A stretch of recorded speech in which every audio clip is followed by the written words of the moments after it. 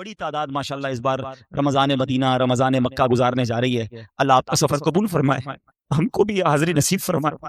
جو طلب رہے اللہ انہیں بھی کعبہ دکھائے, انہیں بھی مدینہ دکھائے. رمضان کے عمرے کی تو کیا بات ہے, حدیث کا مضمون ہے جس نے رمضان میں عمرہ کیا وہ ایسا ہے جیسا اس نے میرے ساتھ حج کیا. مگر ایک بات یاد رکھنا, سنبھل کر پاؤں رکھنا زائروں شہر مدینہ میں, کہیں ایسا نہ ہو سارا سفر بیکار ہو. ہمارا ایک پرابلم ہے, وہ پرابلم ہم سمجھ نہیں رہے. وہ پرابلم یہ کہ ہماری عادتیں تو ہے نا بری, جس کو جھوٹ بولنے کی عادت ہے, جس کو غیبت کرنے کی عادت ہے, معاذ اللہ جس کی زبان پر گالیاں ہیں, جس کو آنکھوں سے حرام دیکھنے کی عادت ہے, موبائل فون میں سارے پیج لائک کیے ہوئے ہیں, سارے گروپوں میں شامل ہے, روز پتہ نہیں کیا کیا نگاہوں کے سامنے آ رہا ہے. تو یہ ساری عادتیں لے کر جو مکے میں پہنچے گا تو ایسا تھوڑی کہ فلائٹ اڑتے ہی عادتیں یہاں رہ جائیں گی. یاد رکھنا اگر ادھر گناہ کیے نا تو ایک گناہ 1,00,000 گناہ کے برابر. ادھر لڑتے تھے ہم نے حاجیوں کو, ہاں ماں باپ ماں بہن کی گالیاں, لڑائی جھگڑا, مار کٹائی, کیونکہ عادت تھی وہاں بھی, یہاں بھی عادت ہے.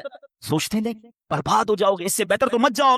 اگر تم گناہ سے باز نہیں رہ سکتے تو کیا ضرورت ہے وہاں جانے کی, پہلے اپنے گناہوں کی عادت تو نکالو نا.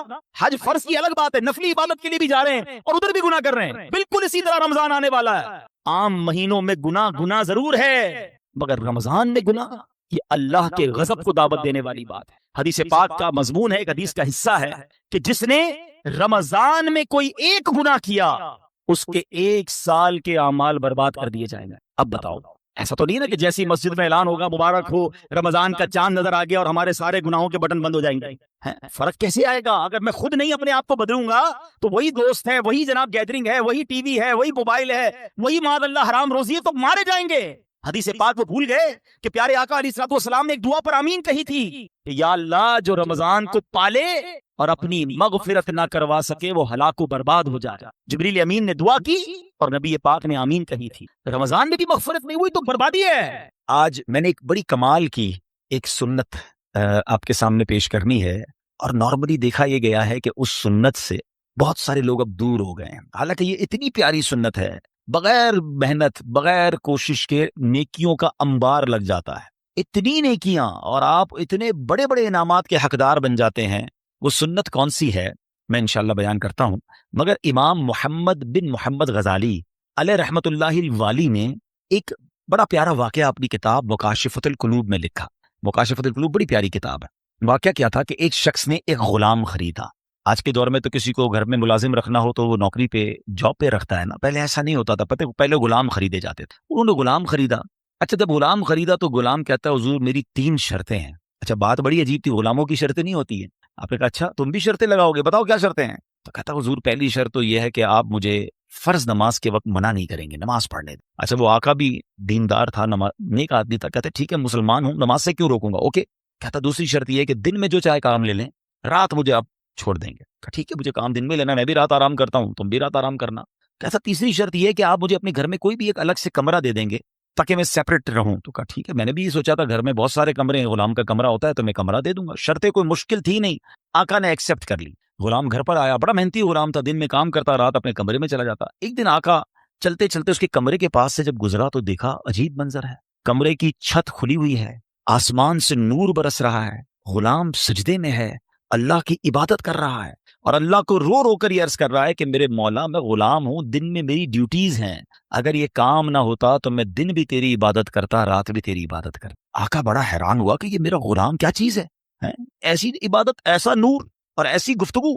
اگلی رات ہوئی تو اپنی بیوی کو لیا کہ چلو میں تمہیں ایک منظر دکھاتا ہوں. اپنی زوجہ کو لے کر غلام کے کمرے کے پاس گیا, پھر وہی منظر, چھت کھلی ہوئی ہے, آسمان سے نور برس رہا ہے, غلام سجدے میں وہ ہے اور اللہ سے باتیں ہیں, بڑی کیفیت.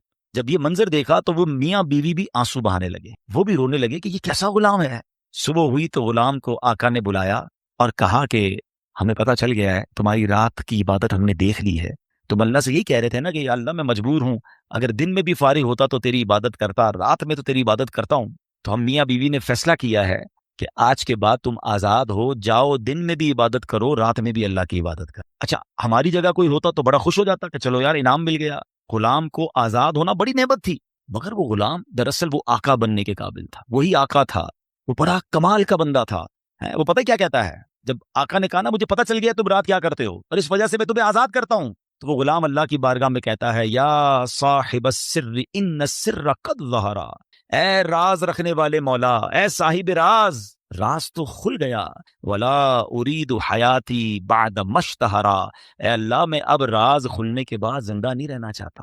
اور یہ کہا اور اس کی روح نکل گئی، اس زمین پہ باڈی آتی ہے اور وہ انتقال کر جاتا. اے میرے پیارے اسلام، اب غور کیجیے، اس واقعے سے بہت سارے لیسن ملیں گے. جو میں نے کہا تھا نا کہ نبی پاک کی ایک سنت بیان کرنی ہے، وہ سنت کون سی ہے؟ وہ سنت ہے ذکر الہی.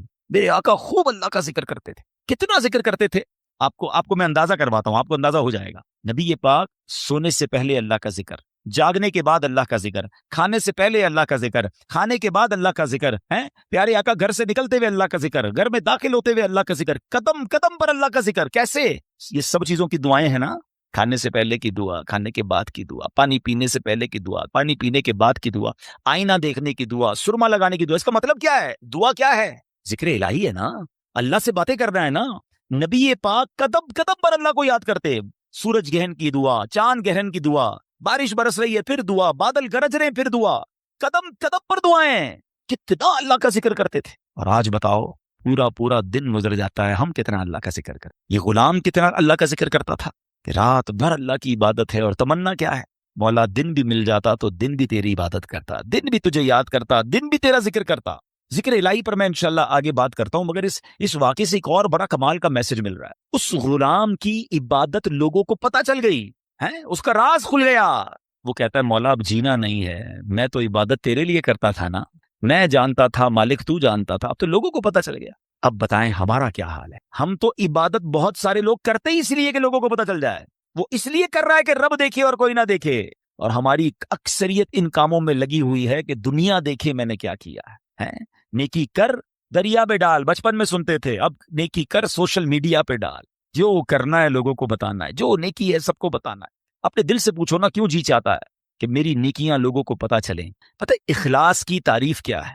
علماء فرماتے ہیں what is the meaning of اخلاص. اخلاص اس کو کہتے ہیں کہ بندہ جس طرح اپنے گناہوں کو چھپاتا ہے اس طرح اپنی نیکیوں کو چھپائے. بتائیے نا، ہم اس طرح اپنے گناہ، کوئی ہے جو یہاں یہ چاہتا ہو میرے گناہ سب کو پتہ چل جائیں؟ کوئی بھی نہیں چاہتا. مگر نیکی سب کو پتہ چلنی چاہیے. نہیں، کچھ نیکیاں تو ایسی کیجئے نا جو فقط میں جانوں، میرا رب جانے. میں نیکی کرنے کے بعد مجھے کیوں خیال آتا ہے کہ یار سامنے والے کو پتہ تو چلے میں حاجی ہوں، میں حافظ ہوں، میں نمازی ہوں، میں روزہ دار ہوں، میں نے یہ نیکی کی ہے، میں نے فلاں کام کیا. وائے؟ کیوں؟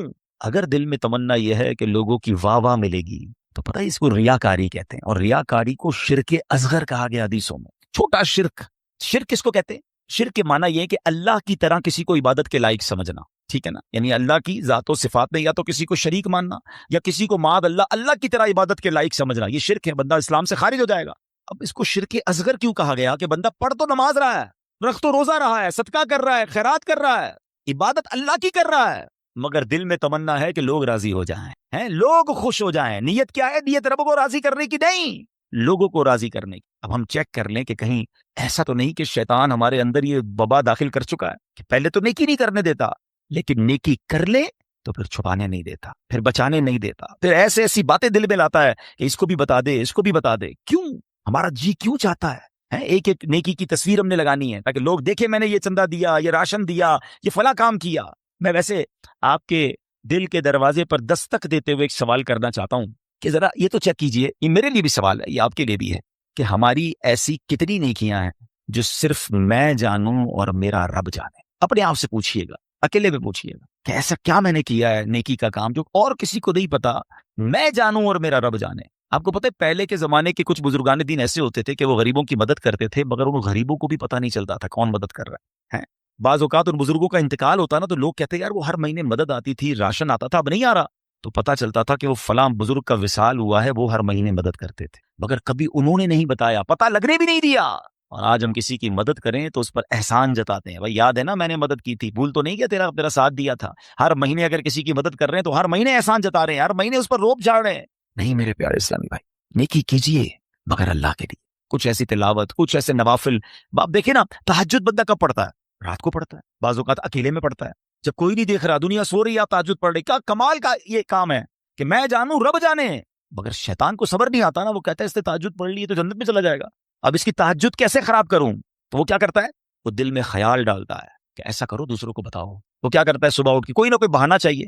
اب کچھ لوگ پتہ کیا کرتے ہیں، یار آج بہت تھکا ہوا ہوں. خیریت؟ کیوں تھکے ہوئے ہیں؟ وہ میں تہجد سے اٹھ جاتا ہوں نا. اچھا ماشاءاللہ تہجد بھی پڑھتے ہیں. بس اس نے یہ کہنا ہے تو ساڑے دل وچ ٹھنڈ پی گئی کہ انہوں نے تھاری تہجد دا پتہ چل گیا. پتہ تو چل گیا, ڈیلیٹ بھی ہو گیا بھائی. کیوں پتہ چل گیا, کیوں بتانا ہے؟ اللہ کرے یہ بات اس غلام کے اس واقعے سے کیسی بات سیکھنے کو مل رہی. اب مالک کو پتہ چل گیا, حالانکہ اس نے نہیں بتا, ہم تو بتاتے ہیں, اس نے بتایا نہیں تھا, یہ تو چھپ کے کر رہا تھا, مگر پتہ چل گیا تو کہتا ہے مولا اب راز ہی کھل گیا تو اب جینے کا کیا فائدہ. ہائے ہائے, غلام تو نہیں کہوں گا, اس آقا کے صدقے اللہ مجھے بھی اخلاص نصیب فرمائے, آپ کو بھی نصیب فرمائے. اچھا اب بات کرتے ہیں سنت رسول, ذکر الہی کی. آئے ہائے کیسا کمال کا کام ہے یہ ذکر الہی. اللہ کریم کس طرح قرآن مجید میں ہمیں ذکر کرنے کا حکم ارشاد فرماتا ہے, فرمایا یا ایھا الذین آمنوا اذکروا اللہ ذکرا کثیرا. آسان ترجمہ قرآن کنز الایمان, اے ایمان والو اللہ کو بہت یاد کرو. کتنا؟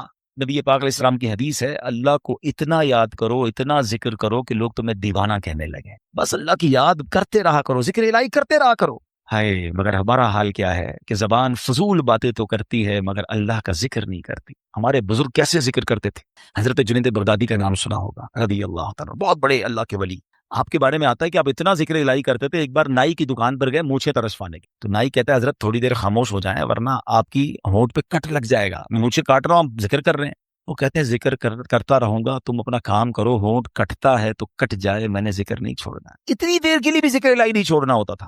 ایک بزرگ تھے اور کبال کے بزرگ تھے, حضرت سری سکتی سے مروی ہے کہ میں حضرت جرجانی کے پاس گیا تو ستو دیکھے, وہ ستو پی رہے تھے, روٹی نہیں کھاتے تھے. تو میں نے کہا حضرت روٹی آپ کیوں نہیں کھاتے, ستو کیوں پیتے ہیں؟ وہ کہتے ہیں میں نے کیلکولیشن کی, روٹی کھانے میں اور ستو